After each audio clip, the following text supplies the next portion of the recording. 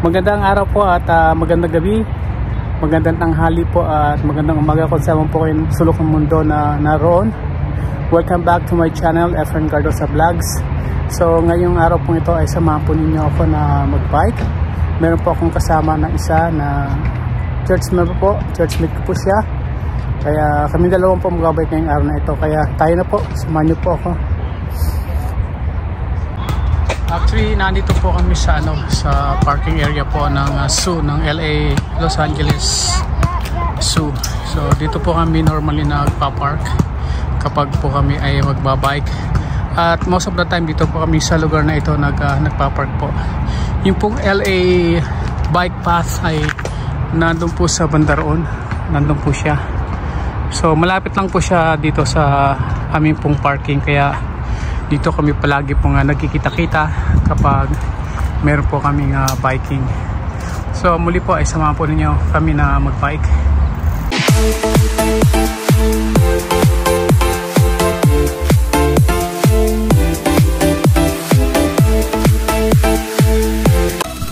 Nandito na po tayo sa Los Angeles River Bike Path. Magbike na po tayo.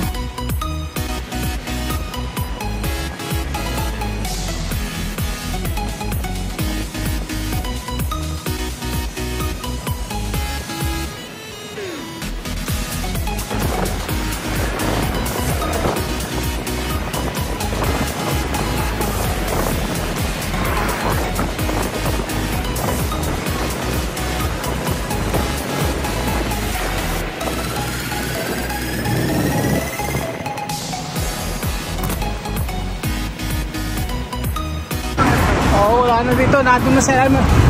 Nasa ilalim na ng tulay. Nasa ilalim ng tulay. Ayun ako. Tago na. Ayun. Ayun na rito.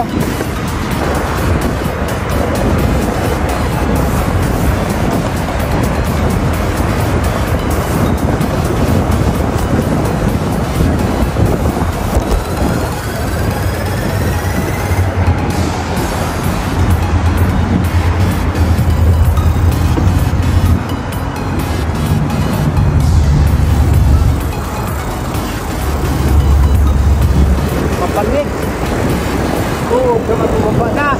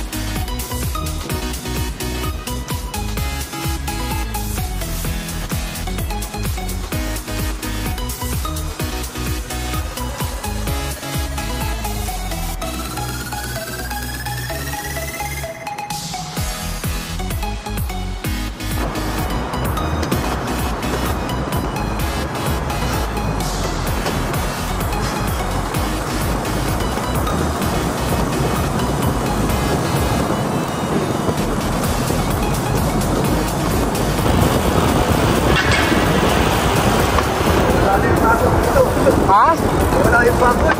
Oo, wala. Baka dyan nabunggo si ano.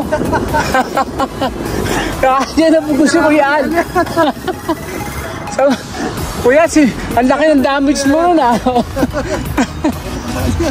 Ang laki ng damage. Ayan oh, sinagasa niya ata yan eh. Kuya, pipicture ko yan. Sinagasaan siguro niya.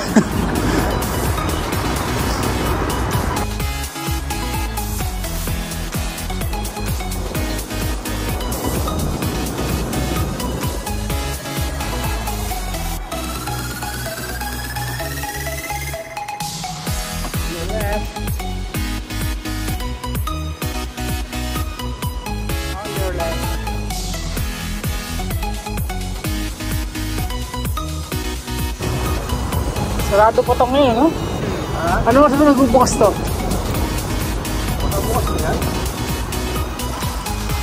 Marami na palang bike dito eh. Oh. Hindi lang.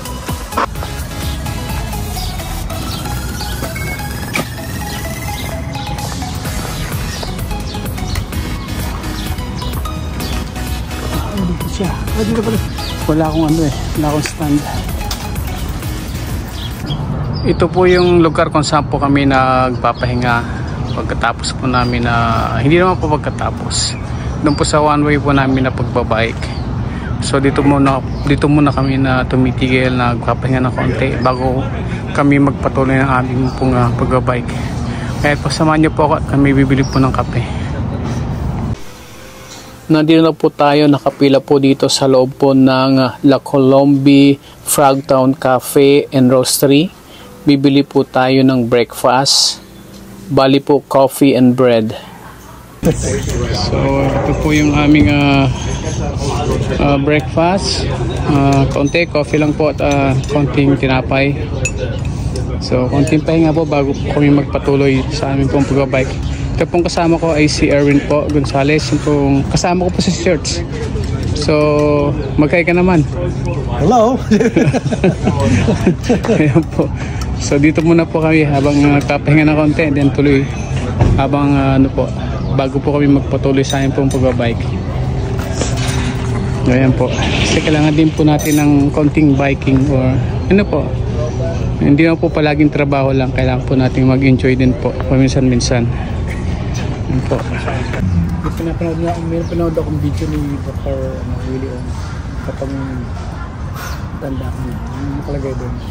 Paano ba babang buhay pag nasaan ka na? 80 o 70. Matanda ka na. So, isa yun sa, ano mo, 70 years old ka na tapos may nagyaya sa'yo ng mag-bike. Alam mo naman mag-bike ka pa, 70 years ka na, huwag ka na. Kasi siyempre, minsan di ba, mag-bike ka, mahihilo ka, tapos depende sa condition mo rin. Kasi dito meron tayo nakakita 75 na bike. Isang beses punta tayo sa Long Beach. Yung leg, ha? 68 yun. Minsan yun. 68 years old yun. Babalik na yun. Nag-iisa pa yun, no? Nag-iisa. Lakas ng loob. Kaya nga, kung talagang ginagawa mo yan. Oo, kung regular. Ang isa sa sinasabi doon ni Dr. William, yung araw-araw sa pag-aaral. Ang kalimitan na nakakita ang buhay. Yung mga kaya, hindi makapanaw. Oo, sigurado yan. Kasi fact na yan eh. Hindi na yung fact. Kasi pag mataba ka lang, prone ka sa kakata.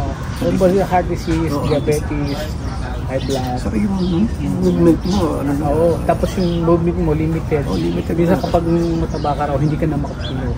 Kasi nga, madali kang mabigat kasi. Mabigat. Hindi ka tulad daw ng mga payat. Nakakakigos, kaya ang tendency mas mahaba ang buhay niya kasi mga matataba. Yung pa isa, kapag daw matanda ka na, huwag kang kakain. Kailangan konti na lang. Kapag-kabusog. Konti na lang ang kakain. Pero may disadvantage din ang payat. Kapag natumba ka, mas madali kang magkaroon ng fracture. Kasi walang cushion. Oo, walang ano. Hindi compare sa mga matataba kapag bumagsak. Sa maraming tao. So, hindi fracture. Para ka naka-bubble wrap mo. Oo. Kaya, yun ang disadvantage lang daw naman kapag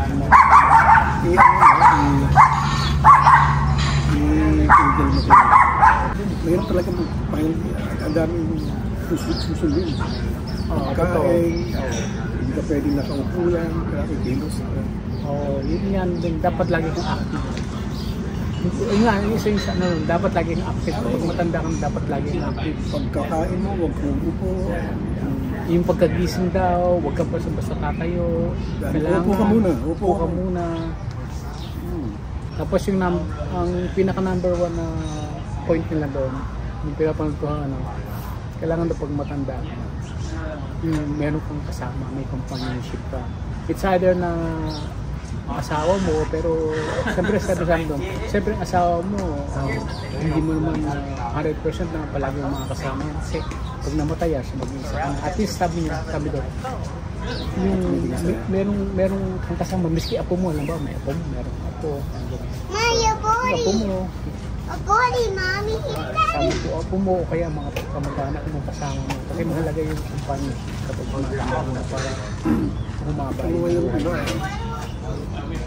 paano si pila aso lang. Oh, yun ba? Tuwa na nila, di ba? Pero kulang yun eh. Ang gusto ko lang malaman pag matanda ka na, ano yung pag-iisip mo? Hindi na ba yung dati? Bata ka na, di ba? Parang gano'n. Ano, hindi dapat, yung nga dapat ako maging active ka para daw yung isip mo. Yun, yung sabi Parang mo. yung tatay ko nun, yung tumanda na. Siguro, gano'n talaga, Alzheimer na siguro. Pero tingnan mo siya ang marilin, hindi siya na pero sharp yun. Kasi ibang klase, no? O bakit paano nangyari? 99 years old na yun, no? Kita mo yung mga law, alam pa niya, kung magsalita. Kasi talagang Active siya, tsaka yung reading niya, read siya. yung lola ko, 102. Kilala pa ako. Alam kung bakit? Nung siya yung ako ito, kasi ngayon bedridden. Nagpo-crossword puzzle. Oh, yun, isa pa. Sabi Kasi nung... talagang gagalawin ang utak Oo, mo. sabi yung isa pa yun sa point ko. Ba, mag-crossword puzzle ka, mag-ano Isip ka ka mo. Kailangan lagi kang ano. Yung mind mo, may ginagawa. Para daw yung isip hindi mag-ano.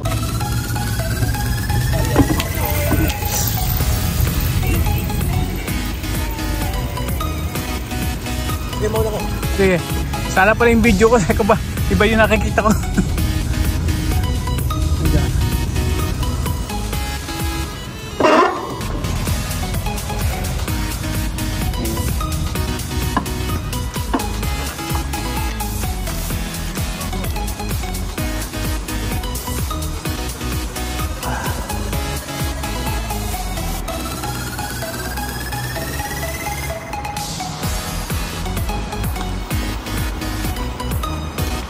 So ayan po, palis na kami at babalik na po kami doon sa amin pong kung saan kami mag-park. Ngayon po yung kasama ko nasa unan para doon makita siya. Ayan.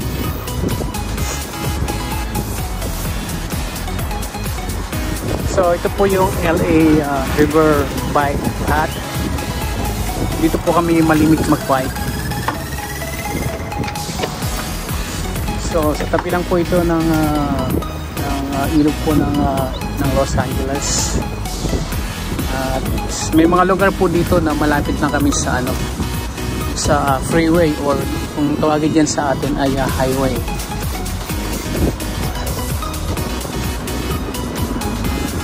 Po siya. So yun po nasa unahan ko, yung si Erwin kasama ko kanina. Palit dalawa lang po kaming nagbabike ngayon.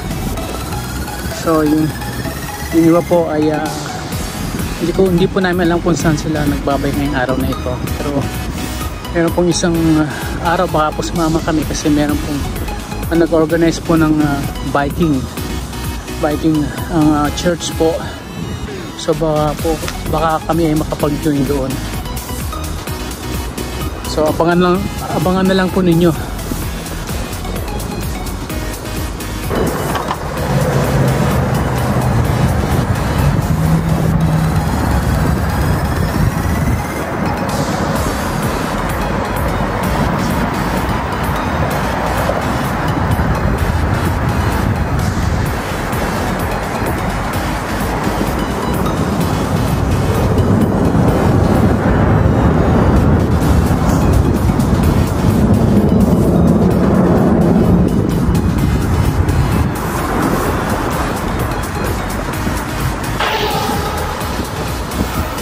Bilis ah.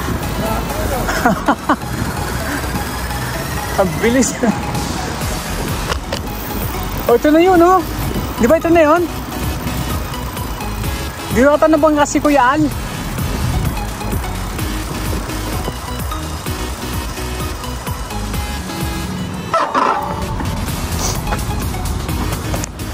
Ay, wala sana doon, no? Yun, di ba yung nandun, sila din ata yung nandun. Hindi, ito.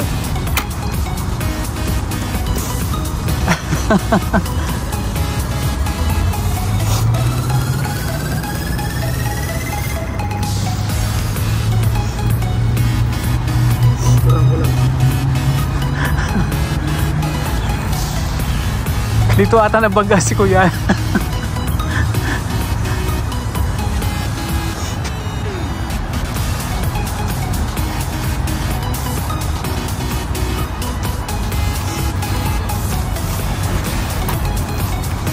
Pati mo na ka na. Matindi, ano yan, no? Matindi yung bangga mo. Matindi yung impact ng bangga niya. Sira yung ano, bagsak lahat yung ano, yung pangharang dito. Yung fence po dito ay bumagsak nang mabangga po dito si ano, si Kuya Al. Ayun po.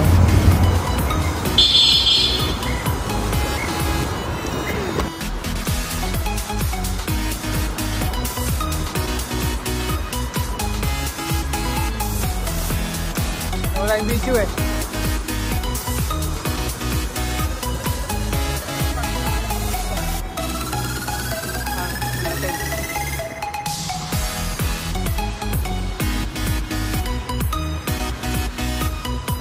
Tapos tabi lang eh, no?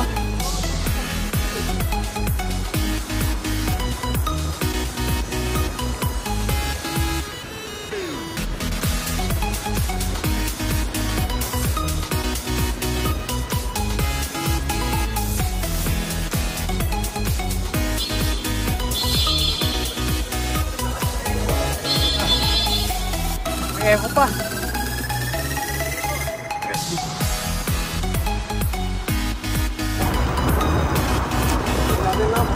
Ha? Dami na nakapark. Oo nga. Iba, nasa labas na. Saan mo meron dyan? Eh, di ba sulag naman yan? Ha? Su. Dami yun. Labas. Oh. Apa kami laro. Ah, okay. Meron ka ano, football. Oo. Baka nga.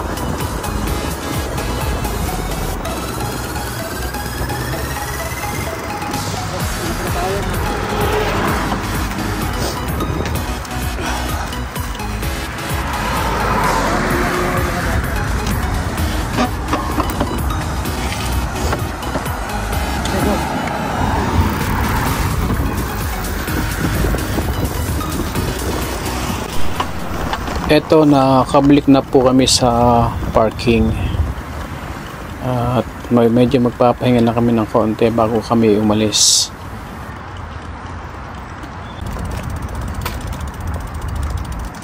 Ano gusto ko? Impresa. Cross-track. Maganda yung cross-track. Maliit lang pero maganda. Ganda yung forma. Dalawa lang naman kami ni Binya.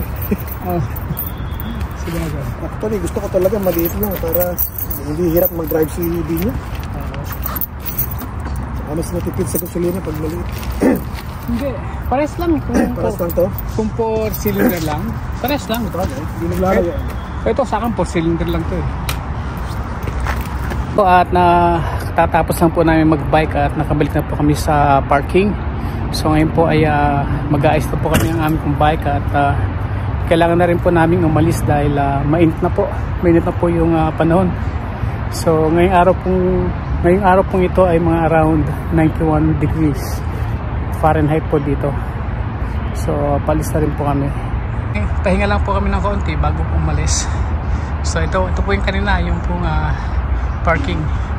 So ito po yung parking na malapit po sa Los Angeles Zoo. Ito po yung aming meeting place. So yun po yung kasama ko, si Erwin. Medyo nagpapahinga bago po kami tumulak pa uwi.